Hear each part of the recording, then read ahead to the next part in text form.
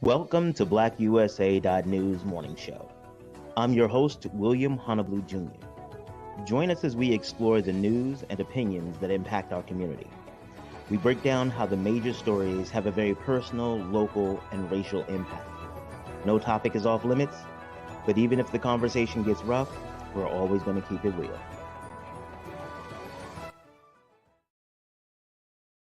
Greetings and salutations, all my people out there in internet land. I am William Honolulu Jr., and I have the privilege and honor of being the host of the Black USA News morning show. Great morning to you! Y'all probably like, why is he excited? He is doing the most this morning. I'm going to tell you why I'm doing the most. You want to know why I'm doing the most? One, I'm happy to be alive, so I'm being grateful for that kind of thing because I've done a lot of work, and with all the stuff that's going on around here, I realized that it could have been the other way. The other reason I'm really excited is that I get to talk to a favorite friend of the show, Tomeka Givens. We're going to talk about real estate and how to make y'all some money and stuff like that. And not just make you money, because she told us, okay, all right, so y'all know how it is. I'm all about the business life, how we going to make money, how we going to get paper. And she said, you know, there are people who buy houses too, just to like live in them. I'm like, yeah, I know, but like, is that what we want to? She's like, we need to talk about that. I'm like, but what about the business part? She said, we could come back and talk about business later. She said it. So, and we're going to have to come back and talk about business, the real estate business part of it later. But that's going to be part of the larger real estate. Well, I can't tell you about the real estate symposium. Okay, no. All right, never mind. We'll talk about it later. Okay. But yeah, I'm excited to talk to Tomeka today. We're going to talk about real estate and what's happening in the buyer's market because it is not a buyer's market, or how buyers are dealing with the market. So we're going to talk a little bit about that and what's actually happening right now and how you can protect and prepare yourself for if you have dreams of home ownership. As always, I want to give a big shout out to the super producer, Kyle Crazy Horse Morgan, and our assistant producer, Brandy Raymar. They're doing an amazing job making sure that we have the quality of content and the support necessary to bring you the type of show that you deserve. All right, let's see. You know what? We're gonna just jump into it. We're gonna bring Tomeka right here because normally I do a lot of. No, we're not gonna do that. We're gonna just talk about real estate because a lot of you all have been telling me that you all are looking to buy houses, and so let's bring it. Oh, there she go. Hey, Tomeka, how you doing? Happy afternoon, William? How are you? Afternoon, morning, daytime, nighttime. It don't even matter because we here right now, right? We're present in the moment. We are here. Well, thank you for having me. It's always a pleasure. Absolutely.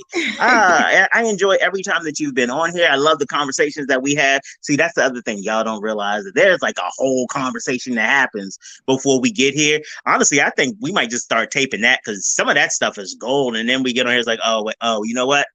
That might not be it because some of it's not professional. So that might be. Y'all know I'm wild. Y'all know. Okay, anyway. So, Tomeka, we might have some new guests, some new people who are new to the show, and they may have missed some of your other appearances, or they may just not be on social media at all and not know what you're doing. Because if you're on social media and you're trying to do real estate stuff, especially in the DMV, baby, you want to know Tomeka Givens. But okay, let me show notes. I have to calm down and be professional. So, Tomeka, tell us about yourself. Well, my name is Tomeka Givens, licensed Realtor here in the state of Maryland. I service Central Maryland and north of Southern Maryland. So Central Maryland all includes Greater Baltimore, that's city and county, surrounding counties, Harford, Howard, Anne Arundel, Prince George's, Montgomery, as well as Charles County. I've been licensed going on 9 years, and I've been full-time, which can be critical, going on 7 years. So I'm with Executive Home Realty. That's the brokerage in which I'm affiliated with.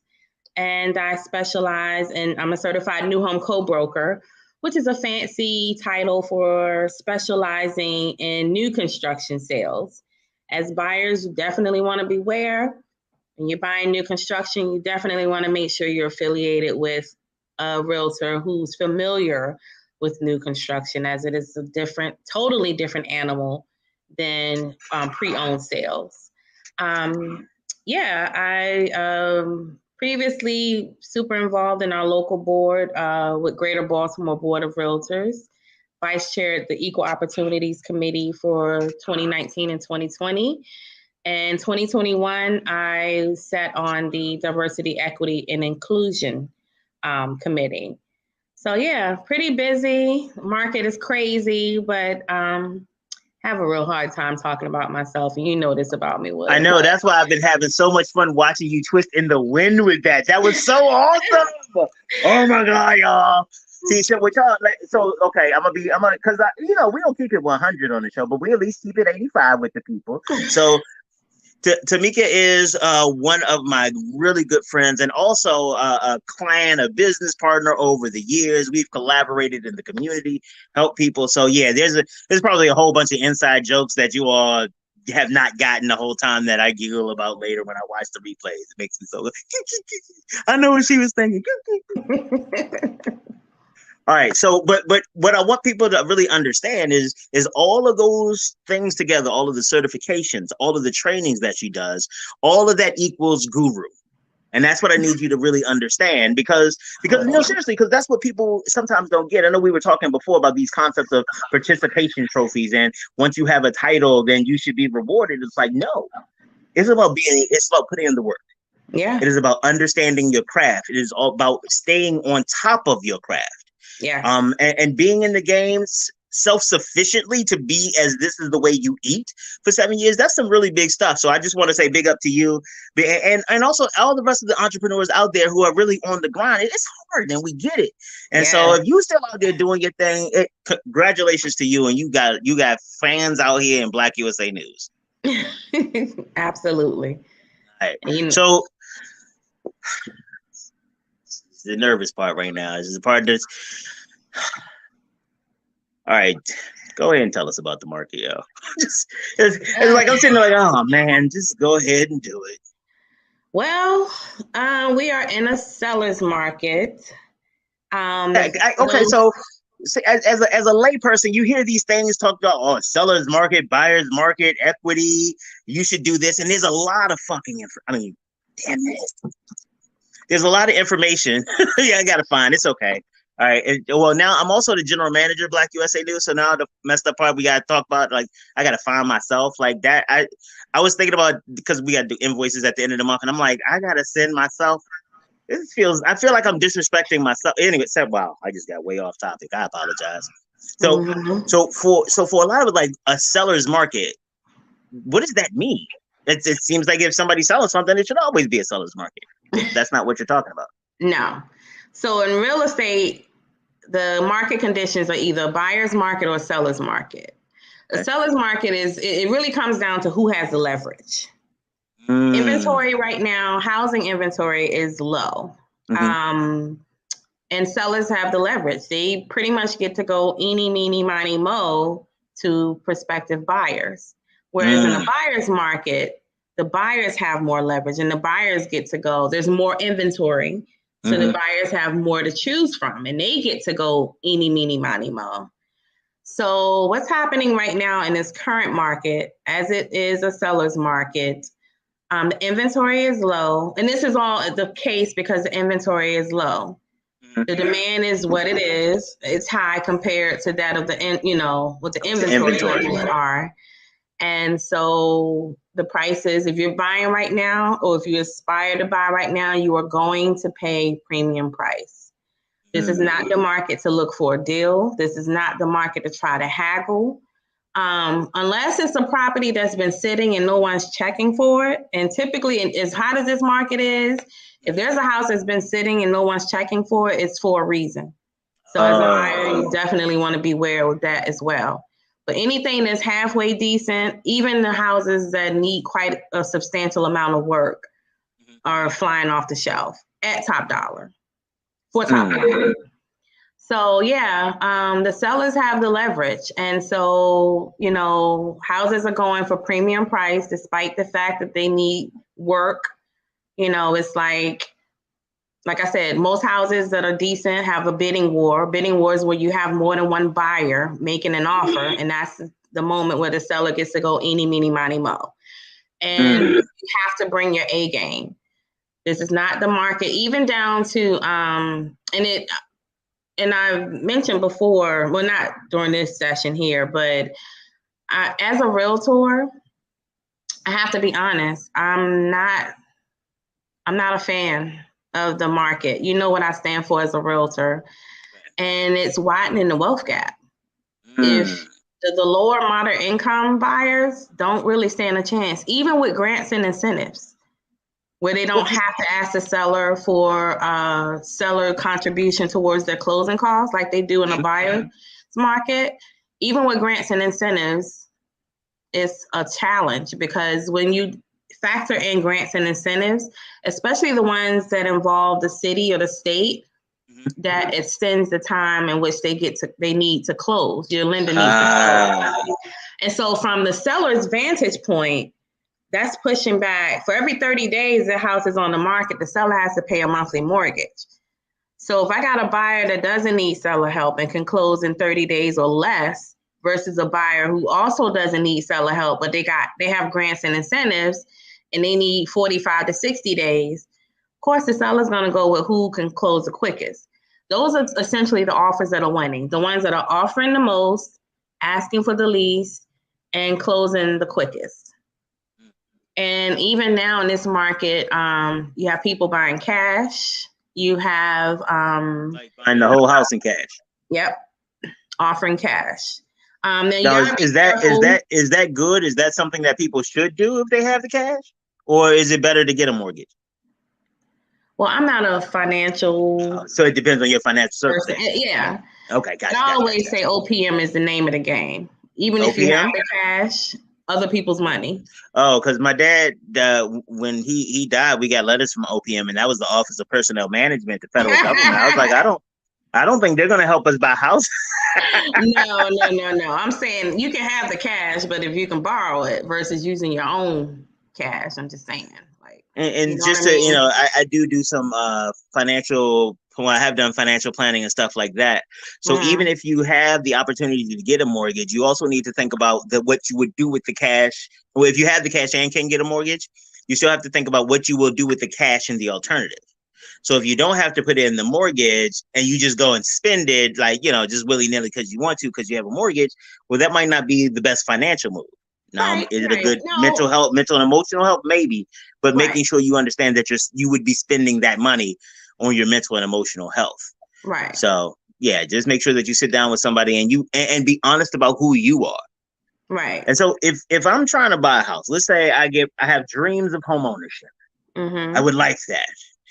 And because what you're saying right now does not sound like dreams of home ownership. It sounds like dreams of problems. Sounds like dreams of a whole lot of money and spending a lot of stuff. So how can I best prepare as a potential homeowner or a potential buyer, so that I don't get overwhelmed or get hustled or end up spending way too much money? So essentially, if you want to buy right now, you need to have some money saved, straight up. Even the lowest of at least $10,000 to $12,000 saved up, and that's minimum. That's if you're looking to spend $100,000. But you want to essentially, the less you have to in this current market, the less you need from the seller, the more power you have. So if you don't need seller help from the seller, you're good. If you don't need to ask the seller for anything, you're definitely good. So you want to have money saved. You want to have a reputable lender, meaning and when I say that, one of my go-to lenders that I've been rocking out with heavy, he's my go-to because he doesn't pre-approve, he fully approves. So what a lot of lenders do, unfortunately, they'll collect your paperwork, but they don't touch it until after you go under contract. And I feel like that's the ultimate setup.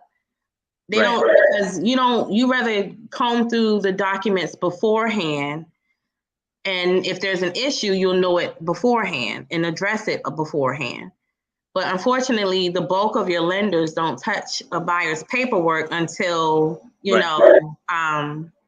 after they get a contract. And then they'll. And So, one of the reasons that lenders do that, from what I remember when I was in banking, is that the same reason that, a lot of times it's difficult to, well, some people with new homes. One of the reasons that lenders do it, I'm not doing an example, but one of the reasons they do it is because you have a lot of people who come to the table believing that they're qualified, and then you approve them, you go through all the things, and it's a lot of work, and not a lot, but it's work on the front end, and then they don't end up closing, or for whatever reason, or you have to redo it every time after 60, 90, 120 days go by. And that's why they do it. But it's one of those things where, again, when people choose efficiency and profit, it leads to less positive outcomes for the people that they serve. yeah, unfortunately, that's the case. Yeah, it really is. So yeah, the market is crazy. You have all types of rent backs are really popular right now because while it's a great, I'll explain that in a second. Okay. It's a great time to sell, but it's more of a challenge to buy. So you can list your house for sale, but you may not find something to purchase. Even if you're out there diligently trying, putting in offers, your offer may or may not get accepted. So what rent backs is the seller's request to occupy the house post settlement. So what lenders they allow a maximum of 60 days. But I have actually seen like a few listings and they're having the remarks, seller needs 90 days. I'm like, somebody needs to get an extended stay. You're getting tens of thousands over ask. Go ahead and invest in the Airbnb or an extended stay until you figure out what you're going to do with your life after settlement. I'm just saying, but yeah, rent backs have become very popular. And I'm not a fan, even though it's in writing, it's contractual. And it's typically the price of a rent back is whatever the monthly payment is for the prospective buyer. We just take that and divide it by days. So if they need 10 days, we'll take 1 month's mortgage divided by 30, and 10 of that, is what we charge for rent. That's the standard, but it really comes down to what's affordable, or what's agreed, not even what's affordable, what's agreed upon between both parties in the transaction. Yeah. Got it. So yeah, go ahead. So I was like, because that made me a little sleepy. I got to be honest. Like that was tired. Like, oh my god, this is gonna be so complicated. But so let's talk about. We've talked about kind of the challenges for the buyer and stuff like that. You mentioned before about the widening of the racial, particularly the racial wealth gap, or the wealth gap in general, but in this case specifically the racial wealth gap with these out of whack home prices. Is the converse true? So like if this is an opportunity to increase the wealth gap, could this also be potentially an opportunity to start building generational wealth for those who may be in possession of a property now? Because I'm like, the price is high, so you might be able to get at this time more than you've been able to get for it before. But I guess some of that would have to do with like, what do you do with that money once you get it? I guess, huh? Right. If you're selling, yeah, you would get more than you normally would. But the thing is, for people who are trying to get into the home ownership game, gotcha. It's, and I wouldn't even stop at, yes, ultimately it does spill over into race, but just basically the haves and the have-nots, the people who want a piece of the American pie, they can't even get a leg in right now if they don't have like all cash on deck, so to speak, know? So what does that mean for the rest? Does it just mean that if you don't have a rack of cash, if you don't have I want to take it as is, does that just mean you out of the game? So, and by rack of cash, I mean at least your own closing costs. I don't mean you Yeah. And again, you said optimally about $10,000 on $100,000, so like maybe 10% optimally.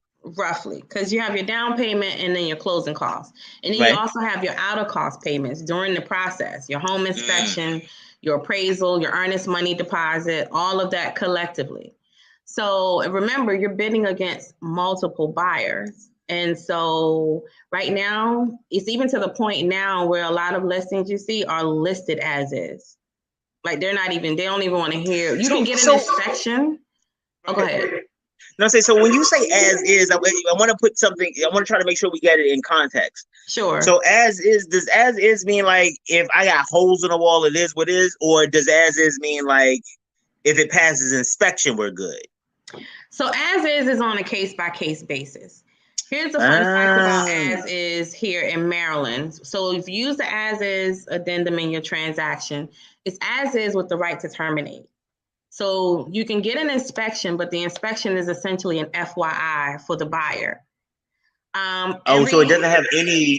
So like if I sign something that says as is and I got an inspection and it is so much worse than I thought it was, like things that they've disclosed and it's like, oh yeah, no, this is it. Then yeah, this is bad, but I can handle that. But then I get Travis.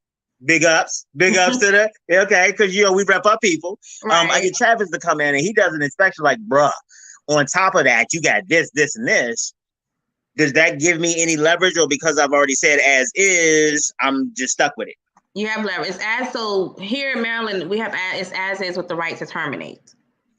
So you can get an inspection, and if it turns out it's too much work, you're not interested, depending on how you complete the addendum in the contract, you can do as is with the right to terminate. If you don't like what comes up in the inspection or it proves to be more than what you budgeted to spend, you can walk away.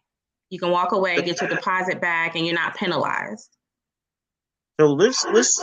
I'm glad you brought up the whole addendum and the right to whatever the hell you just said. Terminate. Yeah, terminate. The addendum with the right to terminate. So we are, especially for a lot of people, you're talking about these incredible costs and stuff like that. So a lot of the first places people start thinking about reducing their costs is in personnel. So, and then I was just, when you said that, it made me think about it, especially as we're talking to buyers. It's like, you may, in order to keep your 10,000 cash so you can have a competitive offer, you may say, hey, you know what? A real estate agent, like I'm going to have to take all this risk anyway. Why do I need a real estate agent when it's just, like they're just getting a commission on me choosing a house? Like, it's like, it feels kind of like a tip, or like a 10% or 3-4% tip, because it's like, it's like if you recommend something to me off the menu, like I was going to eat here anyway.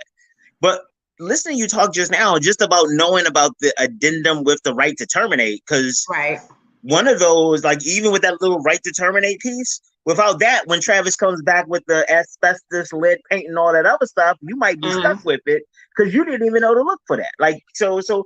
And I know I'm pivoting real quick, but I don't want to miss this opportunity to and not just because you're a real estate agent, because you're my friend and I want them to give you business. By the way, all of those things are true, by the way. I need you all to contact Tomeka and give her business. I'm not playing. Too much. I can't with you. But I do, not again, outside of you. Talk a little bit about the value that a real estate agent brings, especially in a market with the buyer's market and all these things that are going on. Like, why is it important to have a real estate agent instead of saving maybe $5,000-$6,000 and shit in this market? I never find God save maybe even up to like $10,000 depending on what kind of house you want to buy. Why would I do that? Well, as a realtor, and I won't compare myself to others because unfortunately, not all agents are created equal. Oh, amen to that, because that's why y'all should give her money. I'm sorry, I'm going to interrupt you real quick. That's why y'all should give her money, because all agents is not created equal. And she got a reputation and a portfolio of satisfied clients. I'm sorry. This is not your commercial. We're going to do your commercial later, though, because she's the truth. She's the truth. So again, I'm sorry. Go ahead. See, say important professional guru stuff. You want to definitely get an agent that is reputable. But essentially, an agent is your one-stop shop for everyone else you need in this process. Like I said before, I can't speak for all agents because everyone is in this business for different reasons. And not everybody that's in this business should be in this business. I'll just put it out there. Amen. Some people get into it and they're all about the bag. And it's a side hustle for them. It's for them to make some extra money. So this is my full time. And I'm not knocking those that are not full time. But for me, I was full time my first 2 years, and I learned really quickly, if I'm gonna be in this to win this and service folk the way they need to be serviced, I have to do this full time. In addition to that, I take the contract as well as the addendums very seriously because that is a major component in my ability to service my clients the way they need to be serviced by knowing their rights contractually, as well as even like with new construction. So with me being a certified new home co-broker, I had to take courses for that and learn because new construction contract is different. New construction contracts are typically written for the builders. Is it really that big a deal though? Because it's brand new. What could go wrong? Are you kidding me? Like, even with new construction, you better get an inspection. And if you're still in the building process, you just started building, you want to do more than one, actually. And I always advise I have a client I'm about to close next. More than one inspection? Oh, yeah. Yeah, because you got to look at the bones. This is where you get to see behind the walls. So you want to have someone come in and inspect that. And then you want to inspect the finished product when they're almost finished building. I'll give you a quick story. I closed a client a few years ago down in Charles County. They built their home and I advised them to get 2 inspections. And of course they were, well, it's brand new. And, they gave me a little bit of some lip with it. And I was like, listen, and then the superintendent was no help. He's like, well, I had my inspectors come out and the county came out, whatever, dude. So I looked at my client. That's your job. Get a, an inspection while we can see clean through the house. Right. Lo and behold, we got a inspection before they started putting up drywall. And their waste pipes this is a huge $500,000 single family and 5 bedrooms, 3.5 bath house. That's nice. And the waste pipes from the upstairs bathrooms, instead of it being like it's supposed to be at an incline, like at an angle, instead it was like this. And so what would have happened when the weather broke, because we closed in January, if they hadn't caught that, their toilets would have backed up. And mind you, they had beautiful hardwood floors. If that would have backed up, they would have to bust through their ceilings and all of that waste would have been, God knows. That was new construction though. Yeah, yes, new construction.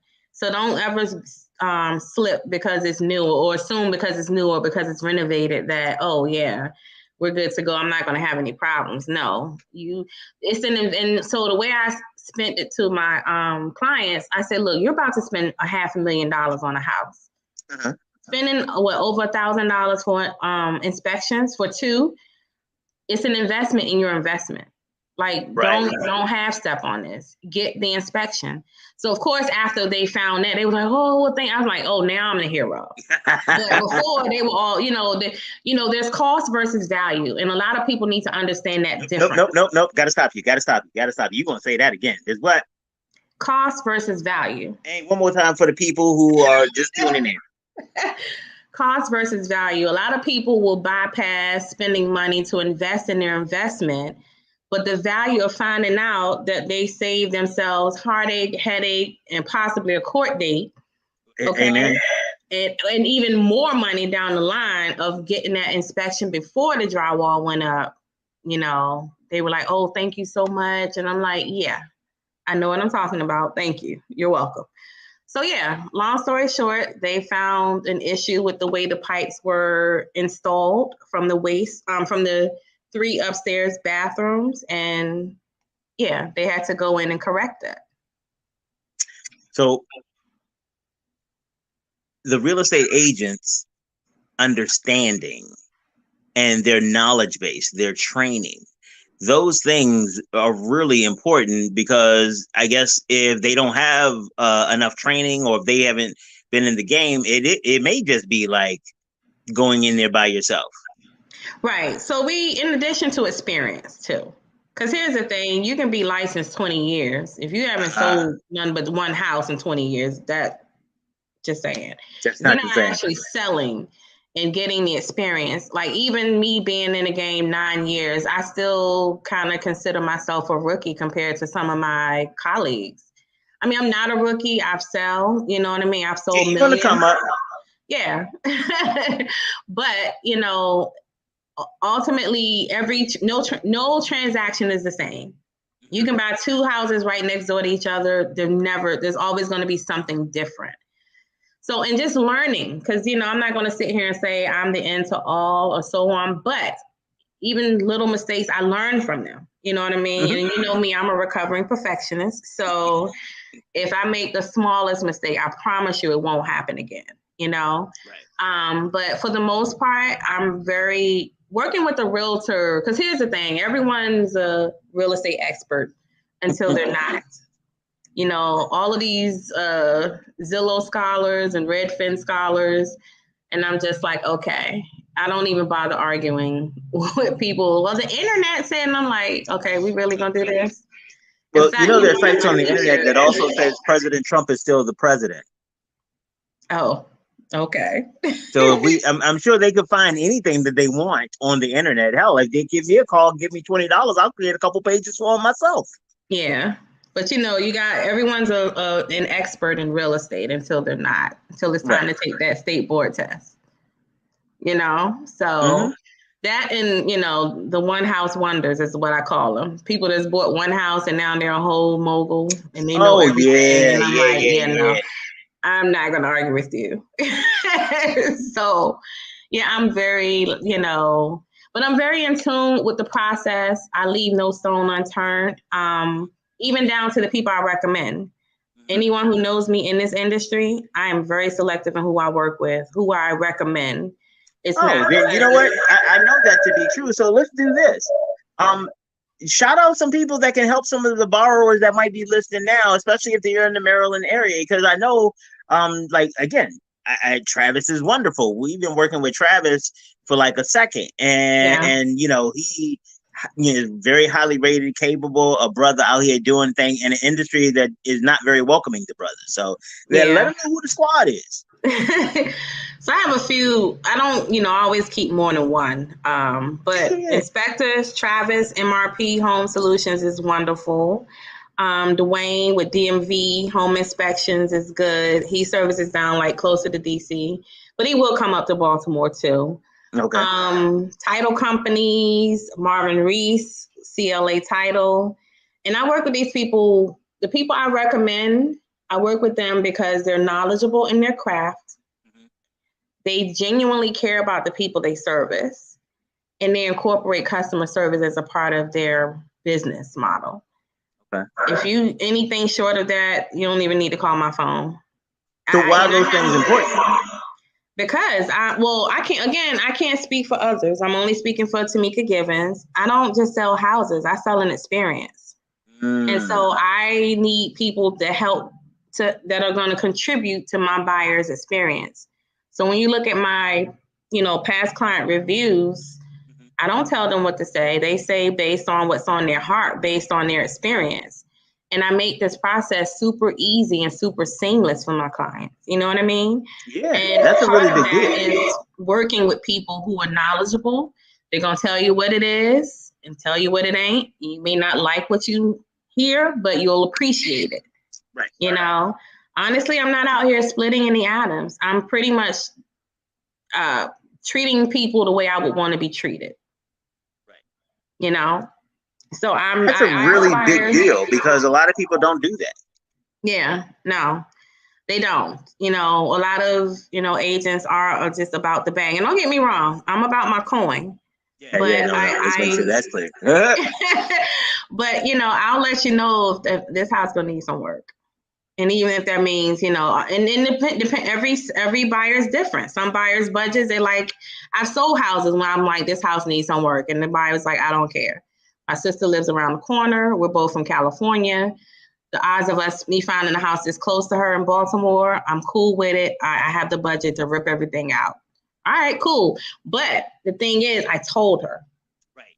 And and she could plan for it. That. And that's what separates me from many, is that I conduct myself and my business in a manner in which I need to be able to sleep at night.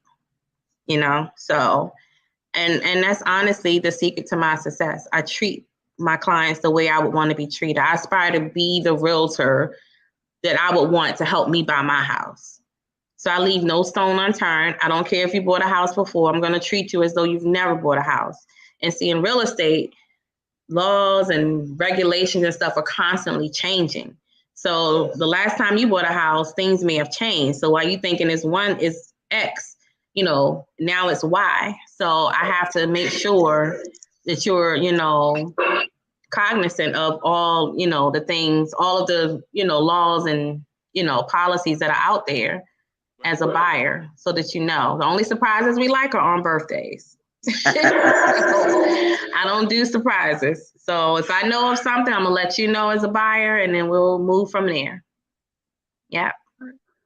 So I think that is ultimately what separates, why you want to have a realtor. You don't want to buy without one.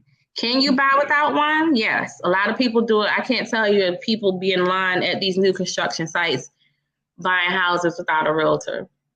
And you even know my story. I did it, and I'll say. Actually, that's one of the ways you got into real estate, realizing some of the mistakes you made when you were trying to get them fixed. Yes. So my first house, yeah, absolutely. And, that was a learning lesson. That was my first lesson, in real estate, so to speak. So just knowing that and understanding that, I'm like, yeah, people got to know how to navigate, and you got to have someone to represent your best interest. Can you go under contract without a realtor? Yes. Absolutely. But should you? Just because you can do something doesn't mean you should. So, like, for example, go ahead. There are enough videos online about removing ingrown hairs. But if I have this huge pustule on the side of my neck, I should probably go ahead into the because again, I could watch it and see how they do this, and me and my sons get together because we're all smart. We could do this. But like when you hear me say that, it's like, okay, this is really stupid. Like that doesn't even make any sense. Like it really doesn't. Or you know what? I'm gonna set my own arm, or just anything, or how about this? I want to get my eye LASIK, and so I'm gonna do some home LASIK because it's just science. It's just science, and we're smart. And again, that sounds stupid, but a lot of people. How about this one? I'm going to go to court by myself. Yeah. You could. You absolutely could. You could represent yourself. And if you have a simple enough case, if the house is everything you wanted, and the buyer you're comfortable with, the buyer seller, it maybe even might be between friends or whatever, you could do it. And right. Honestly, nothing bad may happen, but it might. Right. It's a risk mitigation strategy. Going back to, the whole, when I said not all realtors are created equal, there are enough bad apples that have made us look bad, and they think we just show houses and collect a check. I can't speak for other realtors, but I know with me, I do way more. I do paperwork, I do negotiations that they don't even know about in the transaction. And I make stuff happen, and I make it so easy and seamless. And that's how it should be. This process should be celebratory. It should be happy. The buyer should be happy. The seller should be happy. Not stressful. Not, oh my gosh, I couldn't get in touch with this person. And that's when I say I sell an experience. I leave no stone unturned. I stay in touch with my clients. I keep them alert of what's coming next. There's nothing for them to guess. They don't have to guess anything. I present everything. And if you trust me enough to follow my instruction, this process will be easy and seamless. I've had a client be like, am I really buying a house? I'm like, yeah. I've heard other people's experiences, and this is But typically when you hear the horror stories, it's because they were working with someone that either didn't know what they were doing or didn't care enough to educate while they navigated them from contract to close. And that's the difference, You got a lot of people.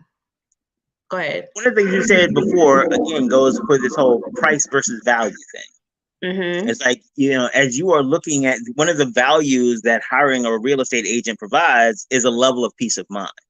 Yeah. But before they can provide you peace of mind, you need to know that they're the right person. So let's say it's me. I'm trying to find a house. I know you, I'm just going to call you, but let's say they don't know you like that. Y'all need to get to know her like that. We're gonna get her number at the end, okay? Stop it. But let's say that they lose this video, that like the end of the video, your number is, that they should just be able to Google Tomeka Givens. But anyway.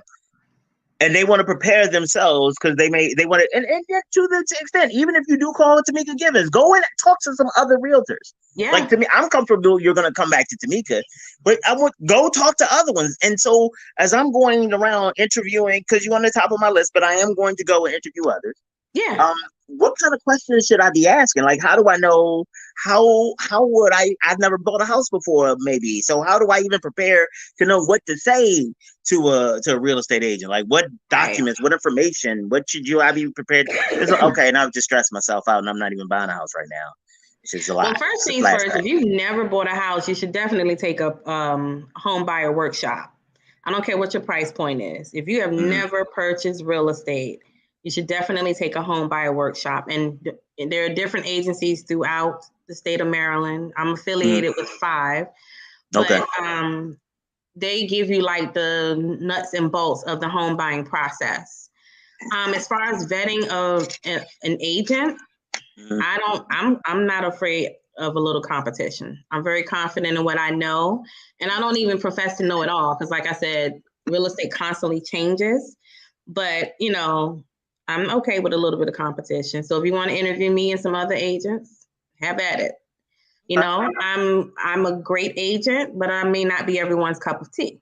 So, because I do have standards, just like when someone's interviewing me, I'm interviewing them too. The vibe has to be two-way. I never want to lock someone in and make them feel like they're stuck with me.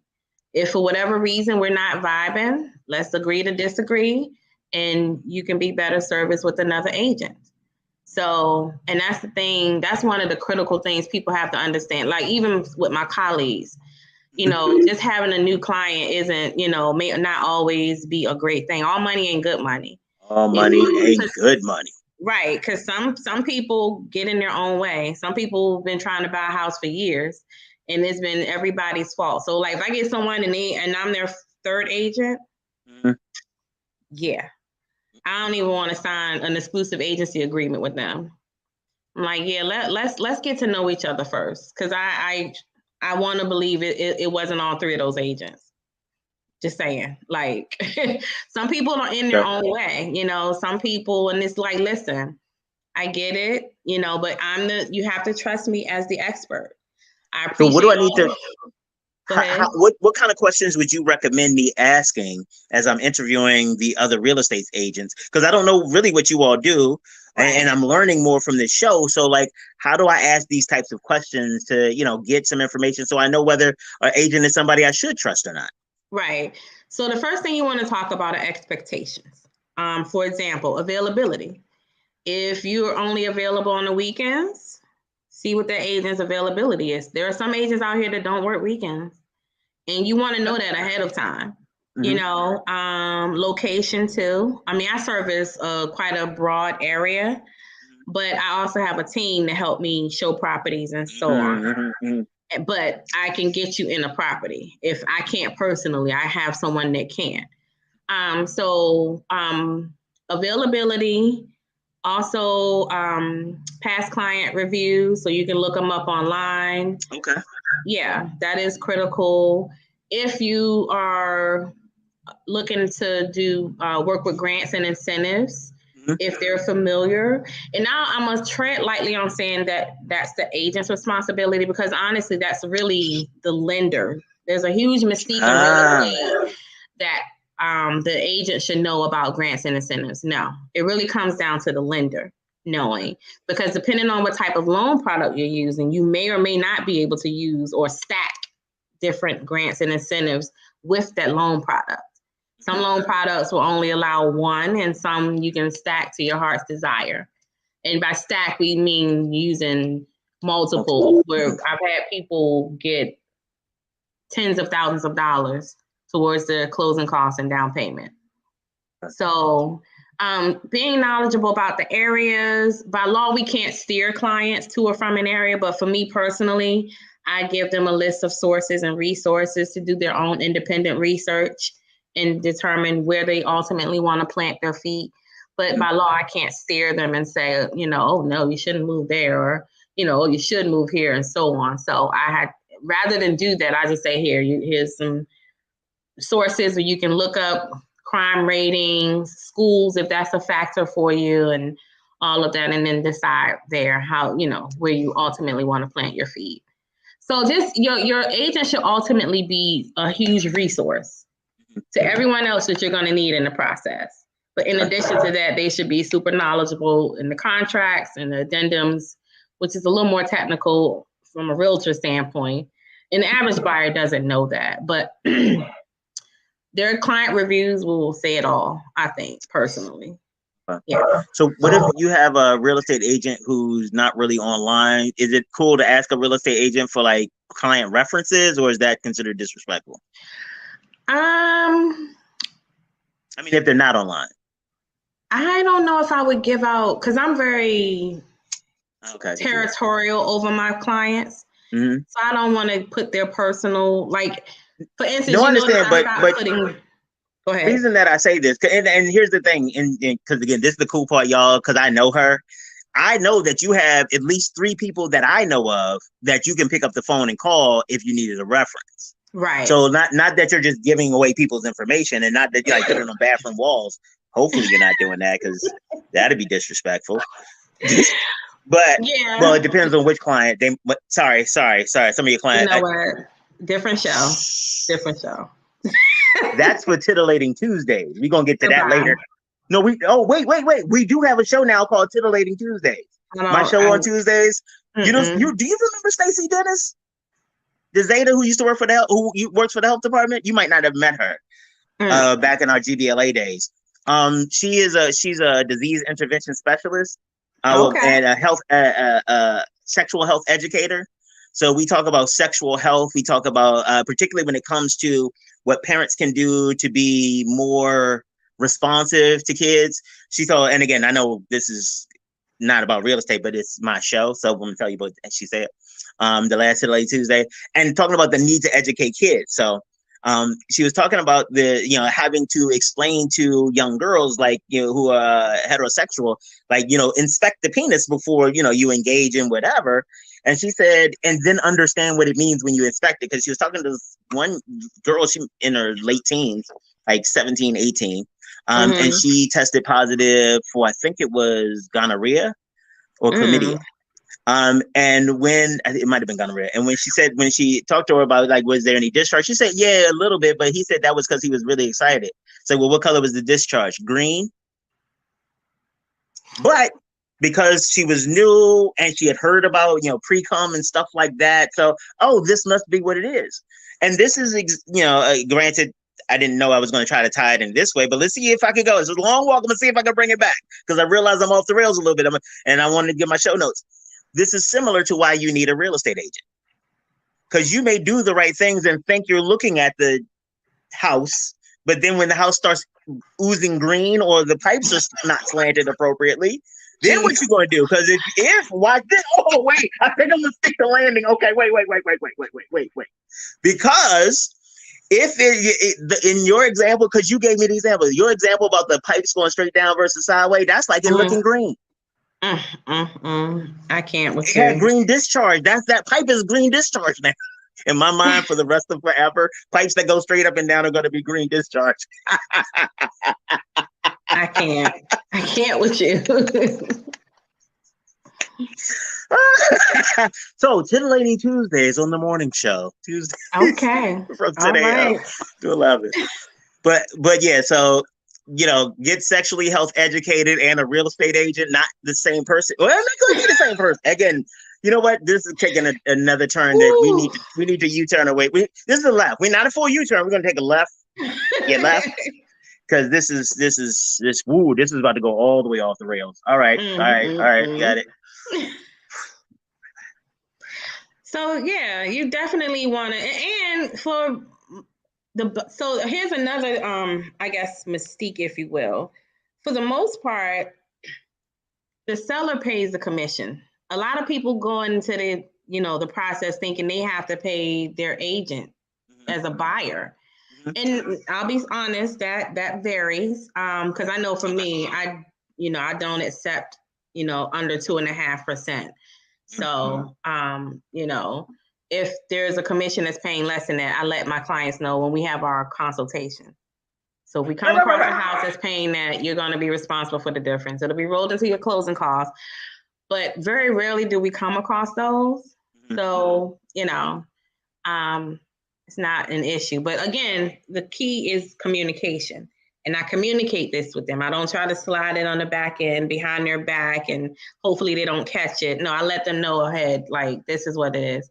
But typically, you don't pay your agent as a buyer, you don't pay your agent's commission. And then when you're a seller, you get the fun of paying the commission for both sides. So, and that's what that technically means is that, and so I understand that, but like from a buyer's perspective, it doesn't really change much from my side. Like I still got to pay whatever my closing costs are, right. And whoever depends that is just doesn't really change them. It's the same thing. It may just mean my balloon payment, or not balloon payment, but my mortgage may be higher and those types of things. Right. So it's kind of like, I try to use really metaphors. Affects the cash to close amount. Right. The amount they have to bring the amount of cash they have to bring to closing, whether it's a wire, a certified check, or money order, whatever the title company tells you that you are, you can bring whatever form of payment. So here's another thing that I appreciate, that the communication that you do. I remember we had this conversation before. I remember the first time I bought a house. We had talked to our agent about like how much we should be prepared to bring to the table for closing. I was like, okay, got that. And then the title company sent us the thing in advance of closing. The number on that was way higher than so I immediately panicked. It was like 10,000 more. I was like, look, this is what I was talking about. They trying to cheat me. This is the man trying to hold me down. And But what my agent didn't explain to me is that initial one is just the raw what I will. It's kind of like the bill you get from the hospital before they add your insurance payment into it. And the closing costs, it was kind of like my copay. That's how I ended up understanding it. Right. But when I first got that bill, I was like, oh no, we're not doing this. This is people trying to steal my money. I don't even got that kind of cash. And this is my family, and we were going to dream. We were going to build a family there. And right. It got out of hand. Working with a realtor, I actually get involved. I get all up in their business as far as their lender. Me and their lender become besties. We have to. And so here's the thing, by law, a buyer has the right to choose their own lender. Absolutely. And I let them know if their lender end up doing something crazy. You can't vouch for somebody to pick. I can't, exactly. So one of the things is when they say, oh, I'm pre-approved, I need to see your pre-approval letter. And in addition to that, I advise their lender to give them a loan estimate. A loan estimate is critical because it gives you 3 numbers to help you determine if you can buy a house. It lets you know what your down payment amount is going to be, your cash to close amount, and most importantly, that I call it the PITIMI, your monthly payment. PITIMI, that's the principal and interest. That's the loan piece. The principal is directly to the loan. The interest is how much the bank is charging you to borrow the money. Then there's the taxes, which are your property taxes. Okay. Then there's the insurance, which is your homeowner's insurance, and if applicable, mortgage insurance. Wow. So one of the things I always vet the lender as well, because some lenders will tell you what your monthly payment is going to be, and it's just the principal and interest piece. They don't include taxes, insurance, and mortgage insurance. Because that'll change everything. Yeah, exactly. So I like to know that ahead of time because I'm big on not wasting time, gas, or money. So if before we go out and start looking at houses, I need to make sure. In fact, I just wrote a blog about how to know when your overall financial strategy is locked and loaded. Because you want to, and I vet their lender. Like, did you verify their income? Did you verify their, employment? Sorry, time out. Time out. Am I on your distribution list? What you mean? Because you said you did a blog. What I don't remember seeing an update for the blog. I put it on my I did a link in my group, my private group. I'm sorry. I apologize. I didn't know if I didn't know You're there was in my group. I don't remember getting this update. Okay, because I need to. What platform are we on? Because I'm Facebook. feeling feelings right now, and I'm trying to keep No, them. What you're in my platform? group. You like my stuff. My Rommers, Real Oh, Home okay, that one, Buyers that of one, that one. Okay, Maryland. when did you do the blog? I posted it. I want to say last week. Yeah, maybe I haven't been. Okay, okay, I'm gonna Yeah, check because yeah. you know I'm sensitive because I feel I don't like being left out of stuff, and I was like, oh Oh my my god, people get the gosh. blog and I don't even get the blog. No, but yes, because I hear the horror stories from my colleagues. They working with a buyer, find out, the money was X. It turns out being Y. There's $3,000 shortage. And I'm telling you now, I'm a great agent. I do not negotiate any parts of my commission. That would be equivalent to asking someone who worked 40 hours to work 40 hours but get paid for 30 or 20. So sometimes I have to speak buyer's language, and that's a conversation I have with my buyers. So this is And why. it's a real conversation because that's not even reasonable to expect. Yeah, but no, some, No, I didn't say they didn't expect it. I said it wasn't reasonable. right. So I have to let them know at the door, I am not paying any portion of, I will help you all I can help you, but I work for this and I want every dime of it. So we need to make sure that this is for your house that you're going to live in, not me. All right, so this is what we're going to do right now. We about to close this all the way out because you coming back. You can't keep coming back. I love it. I love helping to educate people so that they can understand they can be successful in real estate. So tell them how they can get in contact with you. So my website I have a website. You can search for properties and the whole nine. It's Tomeka Givens Realestate.com, all one word. I also have Facebook, Maryland Living with Tomeka Givens. You can also follow me on Instagram at Tomeka Givens. And those are pretty much, I'm on LinkedIn if you have a LinkedIn. And those are the ways. My phone number, direct phone number is 443-845-1137. And you can call or text me if you have any questions about real estate. Get at me and I'll respond. And she will give you top quality information. See the truth, y'all. Y'all know I don't bring y'all no people who be sidestepping and stuff like that. All right, Tomeka, I'm going to let you go, and I am looking forward to seeing you again sometime soon. Absolutely. Thank you. All right. Such a pleasure to be on here, and I appreciate the opportunity as always. All right. Bye. All right. Bye-bye. We will be black tomorrow.